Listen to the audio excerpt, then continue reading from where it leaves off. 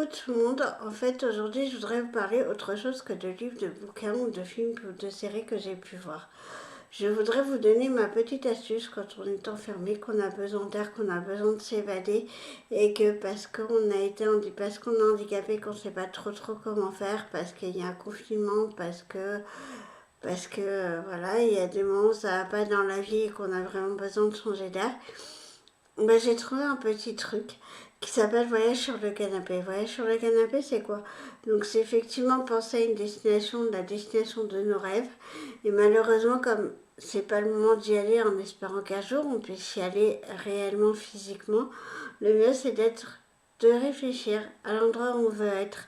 Et grâce à YouTube, grâce à Internet aujourd'hui, on peut regarder des reportages sur la ville ou sur le pays auquel on aimerait aller et voir où est-ce ce qu'on aimerait visiter ou pas pour que dans un futur proche, on puisse aller, qu'on puisse voir, qu'on puisse comparaître, qu'on puisse faire plein de choses, enfin plein de choses. Une fois qu'on a fait tout ça, et ben après on se sent mieux parce qu'on commence à rêver. Alors évidemment, il faut vraiment qu'un jour ce rêve devienne réalité physiquement parlant. Je sais qu'au niveau du handicap, on se pose toujours la question quand on est nouveau handicapé, pas handicapé de naissance, c'est comment faire pour y aller. Quand on s'adresse à des agences de voyage qui sont spécialisées dans l'accompagnement des handicapés moteurs, je dis bien. Ben écoute, ben dans ces cas, ça coûte vraiment très cher. Donc là, on se dit, il faut qu'on se débrouille par soi-même. Donc, le moment après, moi je ne l'ai pas encore fait, j'espère le pouvoir le faire un jour et j'espère pouvoir en parler un jour du pourquoi, du comment. Après, ça dépend, je pense, du degré du handicap. Moi, je sais que personnellement, j'ai pas besoin de beaucoup d'aide. Mon seul problème majeur est la fatigue et la marche. Maintenant, je me suis mise dans la tête, donc au départ, de voyager sur mon canapé parce qu'il y a eu ces confinements, etc.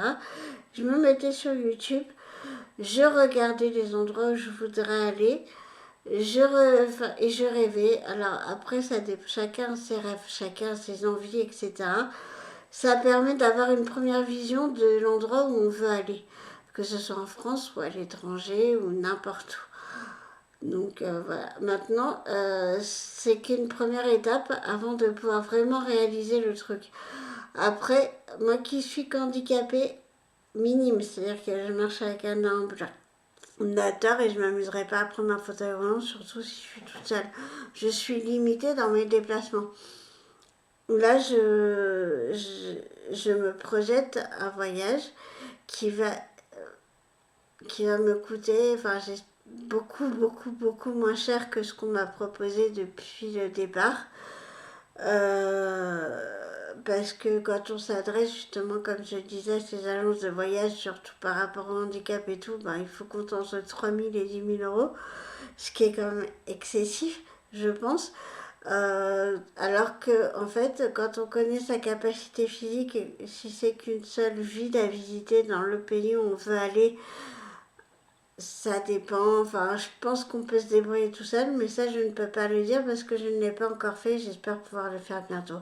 J'espère que cette vidéo vous aidera. Mais je dis dans un premier temps, on peut rester dans son canapé et visionner des documentaires sur le pays qu'on aimerait vraiment visiter.